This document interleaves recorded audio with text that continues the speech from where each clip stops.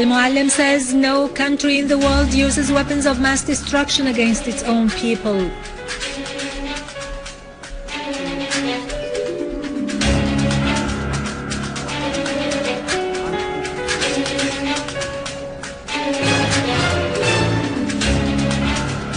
Al-Muallim says, I challenge anyone who accuses the Syrian armed forces of using chemical weapons to present the proof to the public opinion.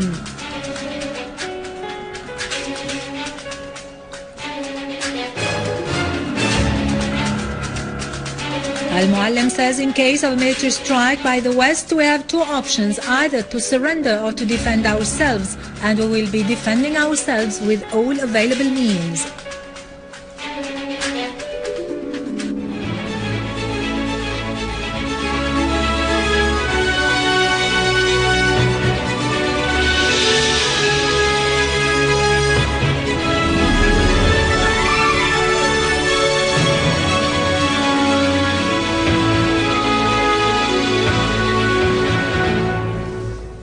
Good afternoon, ladies and gentlemen, and welcome to our news for today.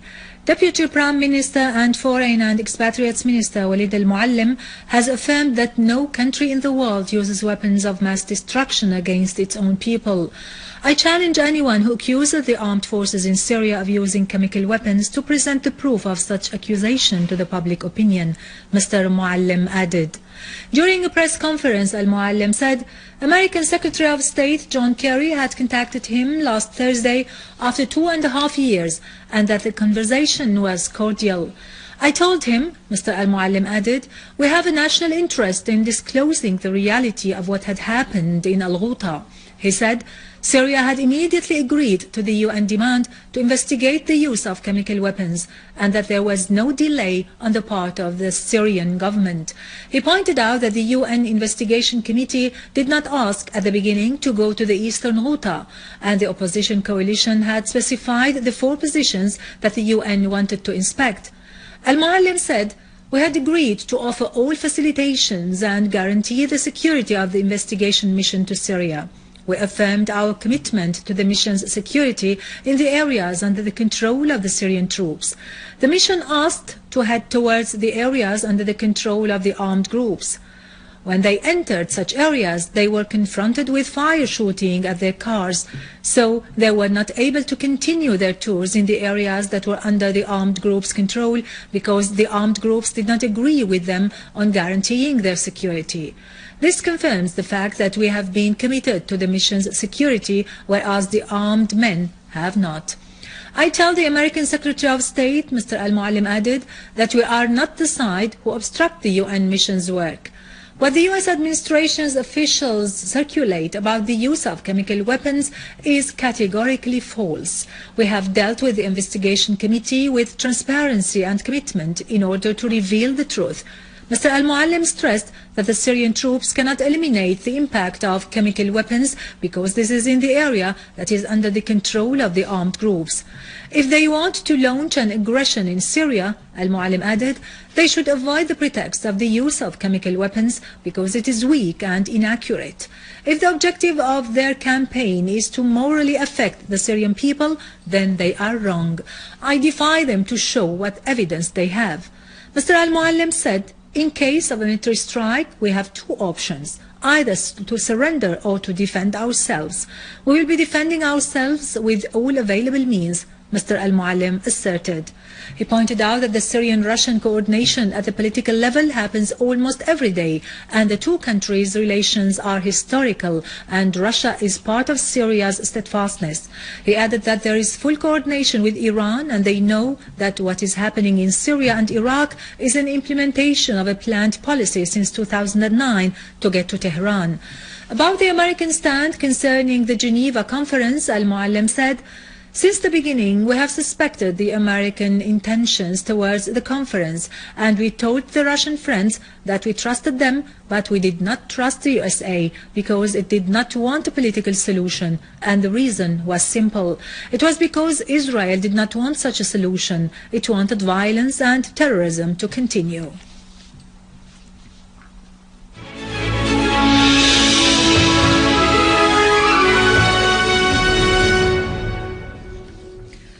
Russia has called on the USA and other countries to be reasonable regarding Syria, warning that the search for fabricated pretexts in order to intervene militarily in Syria away from the UN Security Council may lead to a catastrophe.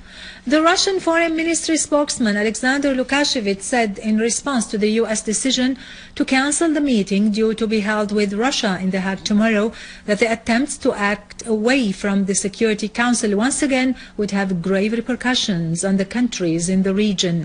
He called on American officials and all members of the international community to abide by the international law and the basic principles of the UN Charter.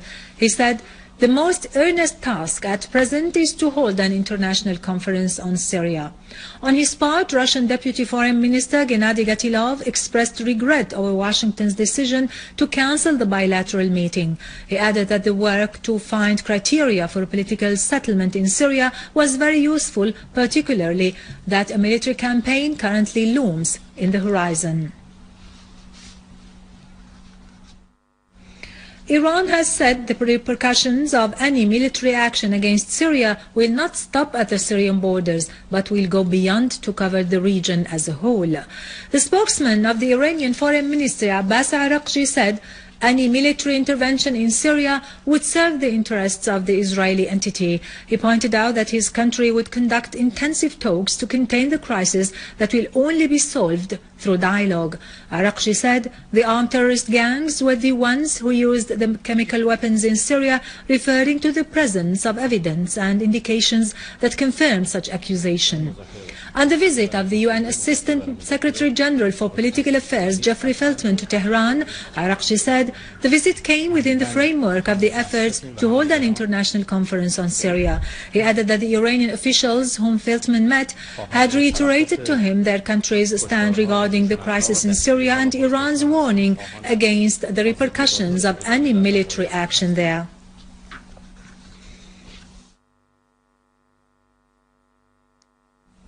Jordanian MPs have denounced the meeting held by foreign and Arab armies in Jordan, which aims at conspiring against Syria.